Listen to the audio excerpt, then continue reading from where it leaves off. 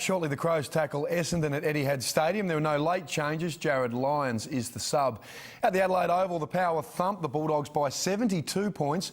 Jay Shields booted a career-best 8 goals and now has a commanding lead in the Coleman medal race. The Power made an ominous fast start.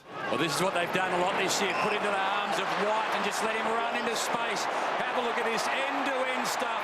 White to Shields to goal. Yes, sir, end-to-end. They're off to a flyer, but a backline blunder helped the Bulldogs steady. Hiddart now got it from Holmes. Now he's lost it here. Needs to be really careful. Oh, well done, Liberatore. That wasn't easy. The Doggies midfield then took charge and they built a 16-point lead. The 2 late Power goals cut that lead to 4 at the first break. Griffin went off with a dodgy back and the Power threatened to blow the game wide open. However, the Bulldogs were still in the hunt at half-time, only 12 points down. Griffin was subbed out and Wingard, Westhoff and Boak combined to stretch Port's lead. Wingard quickly, well, Westhoff all alone.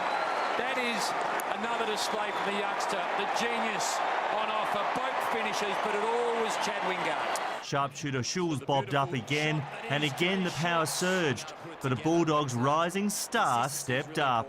Bontempelli from downtown once, twice, and through! But they lost Grant as well after he copped a stray Ebert elbow, and the Power continued to push hard. By the last break, they led by 44.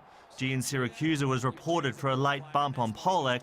Schulz finished with 8 as the Power charged to a 72-point win. Oh, here he goes. Mark his goal. One bounce. Montfries, if he chooses. You're leading the Coleman. Don't give it off. He has to give it back to him. He does. Goal time, Schulz.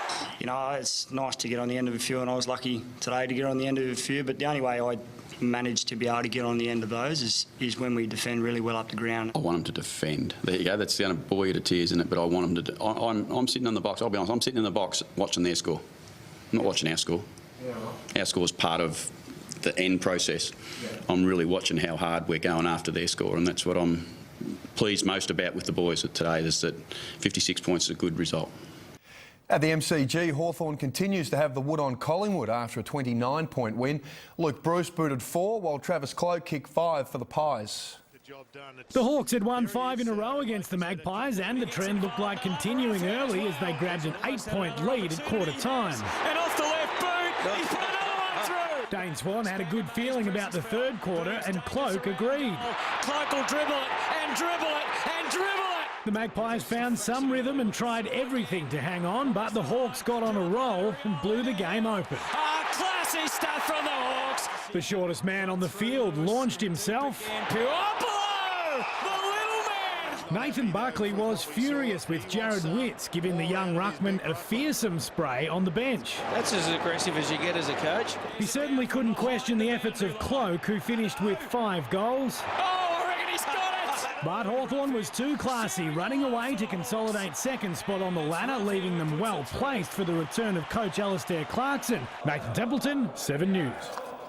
Up on the Gold Coast, the Suns are threatening to run away with the Cats during the last quarter. That game there, the Swans overcame a slow start to beat Richmond at the MCG. A vicious spray from coach John Longmire got the Swans going, and again Lance Franklin led the charge, but he kicked 4 of Sydney's 9 goals to seal their 9th straight win. In the SANFL, Norwood thrashed Glenelg at the Parade, and Central District ran over the top of South Adelaide at Noarlunga.